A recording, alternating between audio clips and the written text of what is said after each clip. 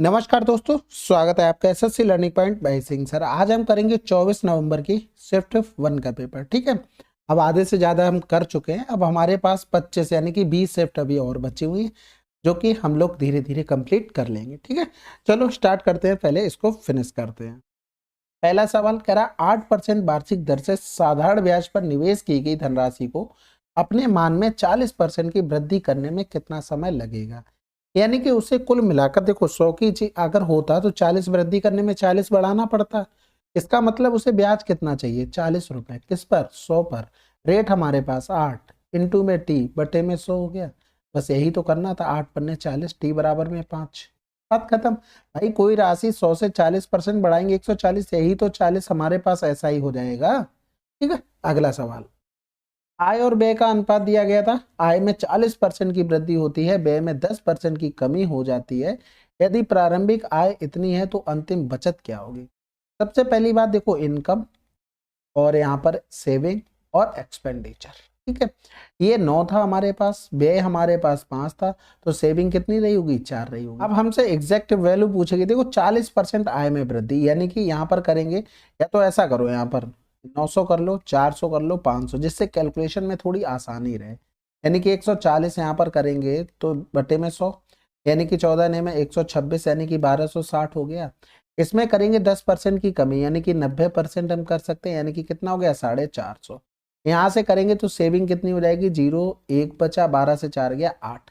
यानी कि हमें 900 बराबर में दिया था 45,000। हमें क्या निकालना था, नई बचत, यानी कि अंतिम बचत 810, यानी कि कैंसिल आउट, 9 पन्ना 45 हो गया, 5 एकम 5 5 अट्ठे 40 और डबल 0 आंसर। अगला सवाल, कितने वर्षों में इतनी की धनराशि 4% वार्षिक ब्याज की दर से इतनी हो जाएगी। अब देखो 4% मतलब होता है 1/25, यानी कि यहाँ पर प्रिंसिपल और अमाउंट का रेशियो लिखें तो 25 से 26 हुआ होगा। अब ये तो हमें पता है, इसी की पावर कुछ ना कुछ हुई होगी। उसके बाद हमारे पास 781250 और 913952 ये बनाओगे जाके।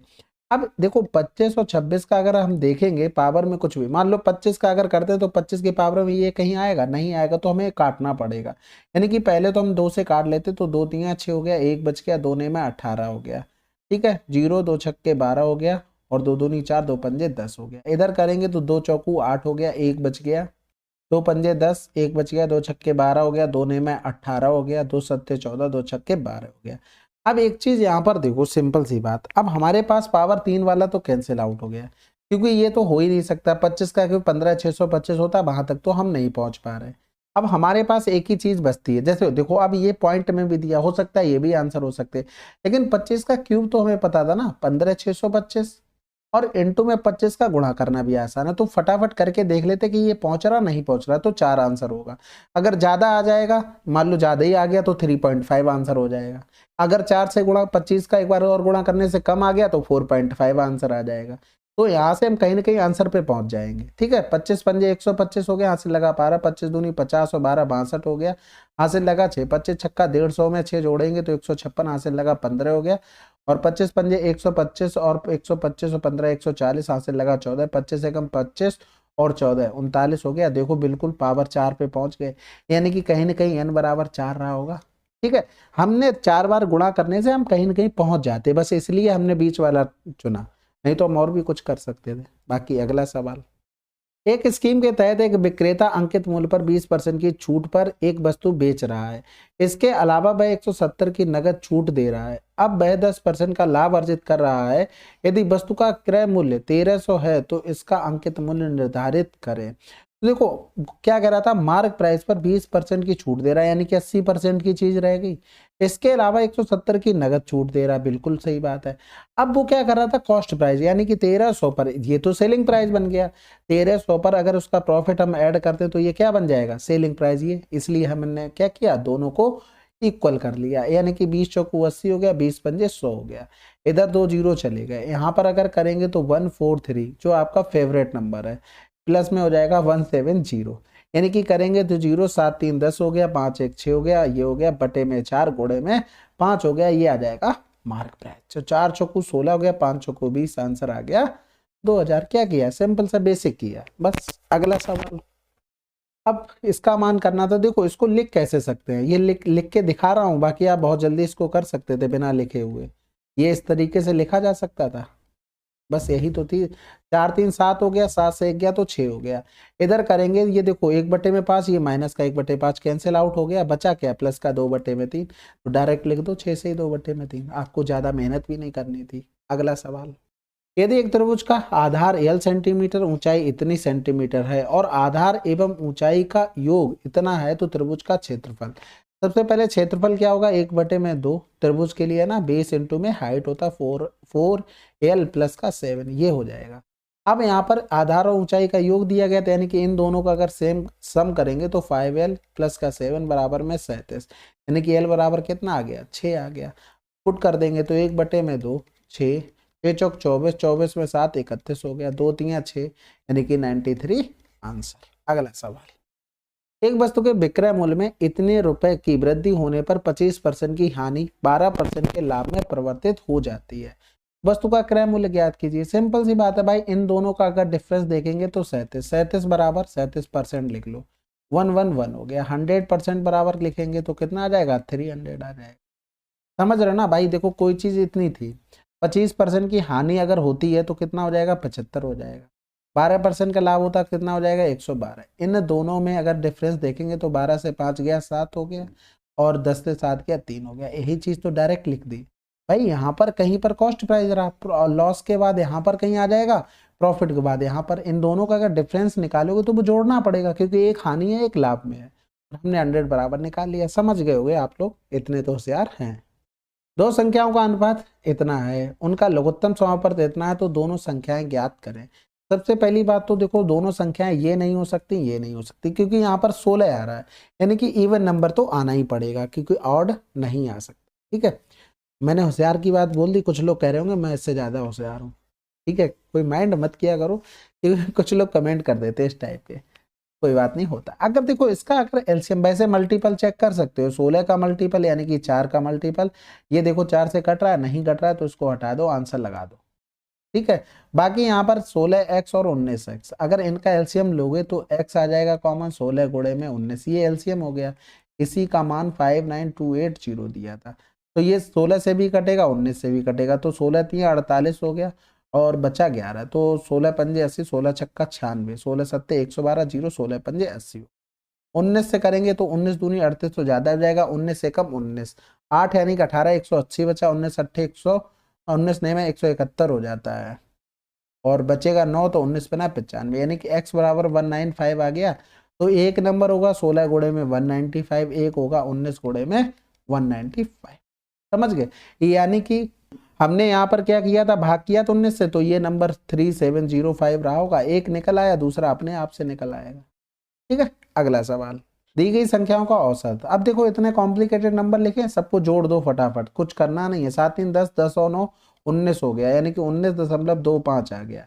इनको करेंगे तो 5 और 3 8 हो गया, यानी कि माइनस का 8.75 हो गया। बटे में क्या हो जाएगा, 2 2 4 2 6 नंबर, यानी कि घटाएंगे तो 15 से 5 गया, सॉरी 15, हाँ ठीक है, 5 से 5 गया 0, 12 से 7 गया 5 हो गया, और इधर 8 से 8 0 इधर हो गया, बटे में 6 हो गया, तो 6 कम 6 हो गया, बचा कितना है 4, 6 सत्ते 42 हो जाएगा, 6 पंजे 30, यानी कि 1.75 आंसर।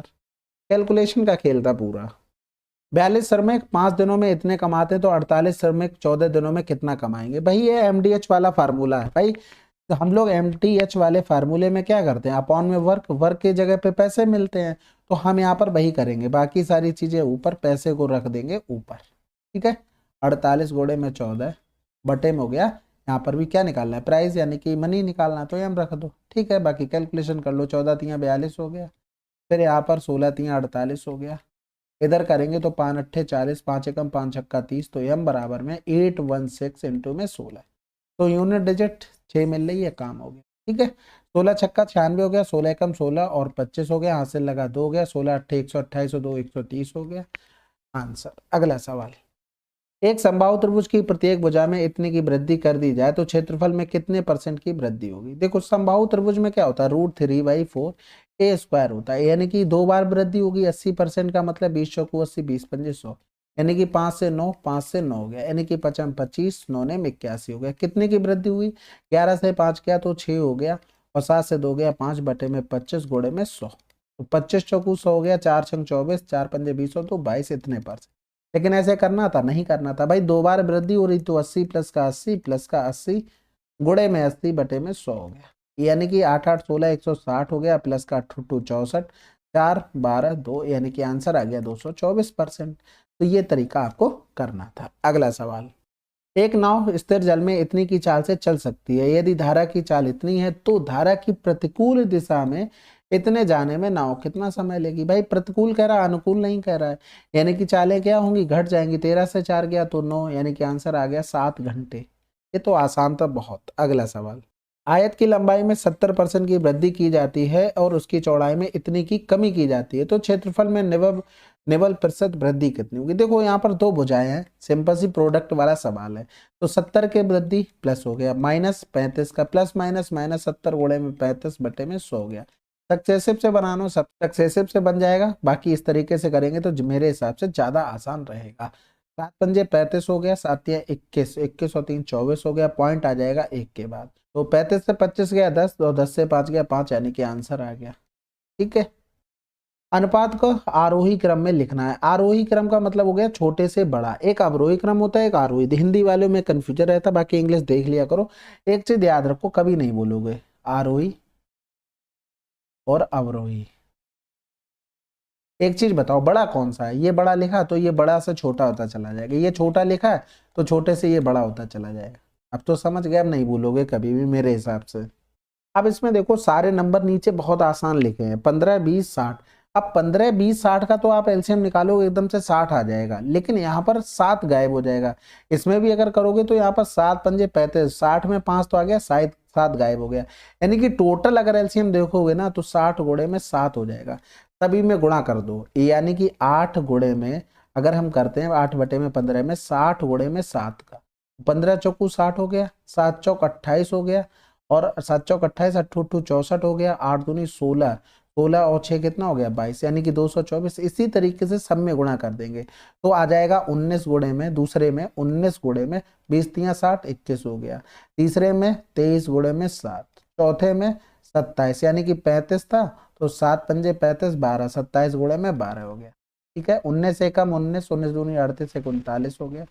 यहाँ पर करेंगे तो 161 हो जाएगा, यहाँ पर 12 सत्ते 84 हो गया, 12 दूनी 24 और 8 32 हो गया। अब हमें चाहिए था आरोही से, यानी कि छोटे से बड़ा, तो 161 सबसे छोटा है, फिर इससे बड़ा 224 है, फिर इससे बड़ा हमारा 324 है, और इससे बड़ा 399 है। समझ में आ गई? यानी कि तीसरे नंबर वाला सबसे आगे रहेगा, यानी कि 23 बटे में 60, तो 23 बटे 60 इसको हटा दो। फिर दूसरे नंबर पे आ जाएगा फर्स्ट नंबर वाला, यानी कि 8 बटे में 15, तो यहाँ पर मिला, ये ऑप्शन और चला गया। फिर तीसरे नंबर पे आ जाएगा, या तो लास्ट वाला देख लेंगे, सेकंड वाला, यानी कि 19 बटे 20, तो आंसर हमारे पास। ठीक है, अगला सवाल करें, चलो फिर। अब यहाँ पर इनको डायरेक्ट जोड़ लेते हैं, तो 1.000 और 027 हो गया। इधर करेंगे तो ये आ जाएगा, देखो ये घटाएंगे तो 1 से गया पूरा, एक घटा देंगे यानी कि 0.07 आ जाएगा, 10 से 3 गया 7, यानी कि 0.97 आ गया, और प्लस में 0.0009, यानी कि अगर हम लिखते हैं तो 1.000 और 027, और इधर हो जाएगा 0.97 और 09 हो गया। ठीक है, अब 9 में किसका गुणा करें कि 7 मिल जाएगा, तो 5 से तो नहीं मिलेगा, 8 से भी नहीं, 7 से भी नहीं, यानी कि आंसर आ गया 1.03। इतनी मेहनत आपको करनी थी यूनिट डिजिट का सहारा ले। ठीक है, तो कुल मिलाकर ओवरऑल ये शिफ्ट थोड़ी आसान थी, लेकिन कुछ ना कुछ तो आपको सीखने को मिला होगा। बस मेन चीज आती है प्रैक्टिस में। देखो जितनी बार आप जो सवाल कर लोगे ना, उसमें आप स्टेप्स कटिंग करने लगोगे। आप ये सोच के अगर छोड़ दिए कि अरे कर लेंगे, टिक मार के आगे निकल गए, तो कोई फायदा नहीं होगा।